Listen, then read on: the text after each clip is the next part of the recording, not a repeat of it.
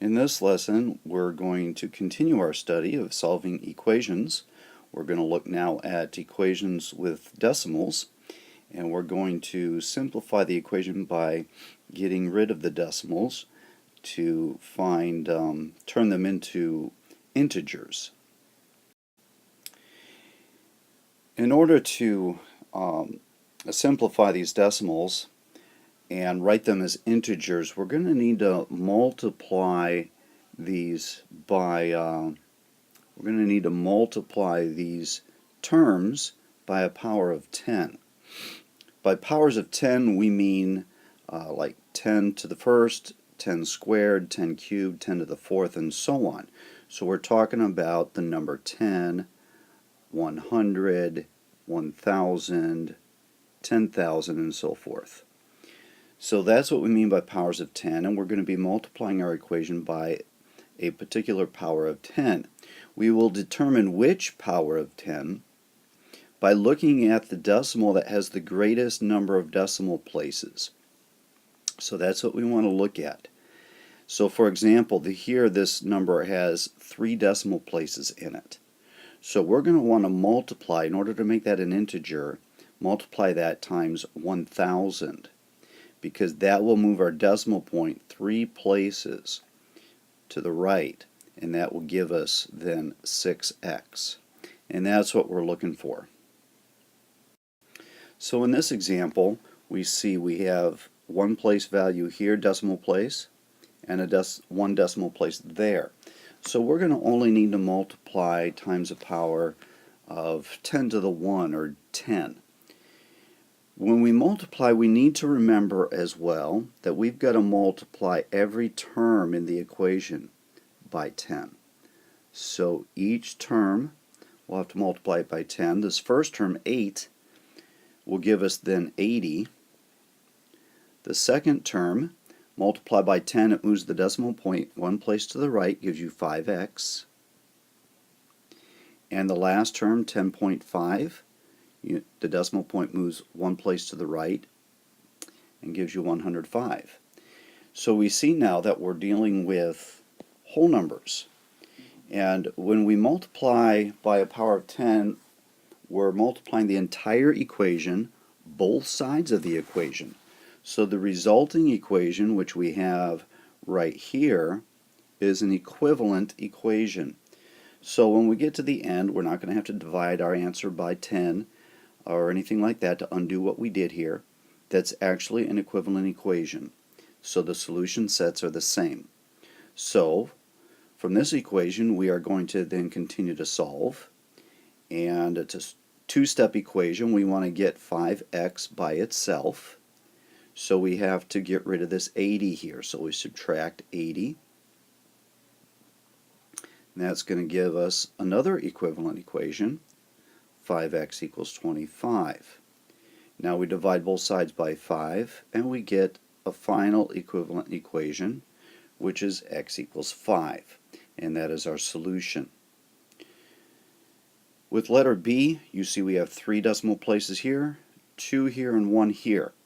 We're going to need to multiply by the power of 10 to the third in order to make sure all of our numbers, all of our decimals, become integers.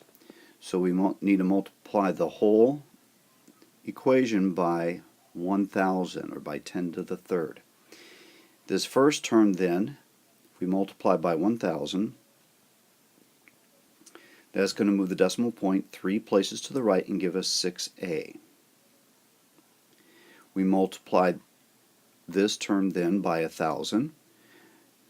That'll move this decimal point 2 places, and then we'll have to add a 0 for the third place. So that becomes 20. And then our next number, if we move the decimal point 1 place, you get 2, and we'll have to move it 2 more places because we're multiplying by 1,000. So that's going to give us 200. Now we can undo adding by 20 to get 6a by itself. So we subtract 20 from both sides. And we get 6a equals 180. Divide by 6, and we see that a equals 30. We can also solve these equations without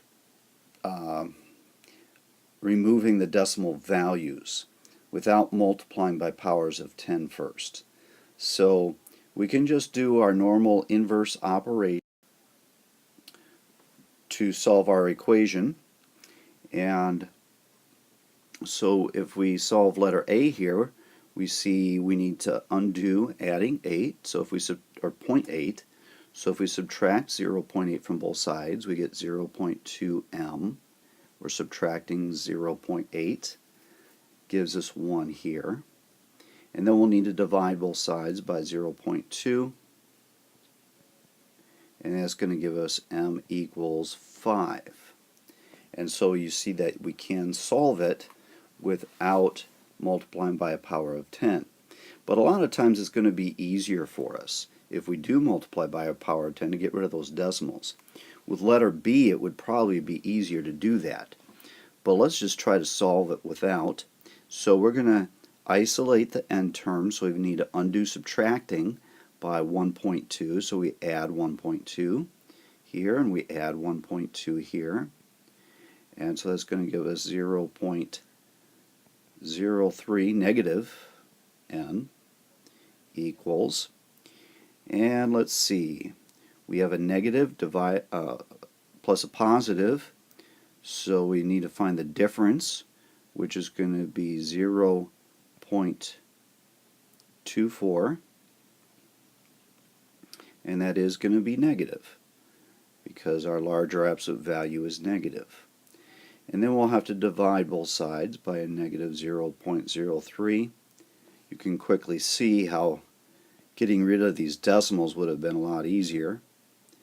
But we'll find that n equals, and then negative divided by a negative here is a positive. And if we go 0.24, divide by 0.03, move your decimal places 2 places here, and we see that 3 goes into 24 8 times. So our answer is 8. And again, multiplying by a power of 10, getting rid of those decimal values probably would have been easier. Now, we can find the decimal part of a number, such as 0.48 of 86 is what number. We can find that decimal part, and it's done the same way as finding a fractional or a percent. In fact, this could be written as a fraction. 48 hundredths. Of means times, is always means equals, and then our unknown. So you would simply do the indicated multiplication, whether it's a decimal, a fraction, or if we wrote it as a percent, 48% times 86. Now usually we're not going to multiply percents times something. We end up changing that to a decimal anyway. But we can find the decimal part of a number just like a fraction or a percent. And then lastly, we see here the height of an average mandrill, which is a large species of baboon, and this average height is 2.54 centimeters more than 12 times the length of its tail. So we need to think about that statement for just a moment, and we'll take a look at that a little more closely. And it goes on to say if the height of a mandrill is 78.74 centimeters, then what is the length of its tail?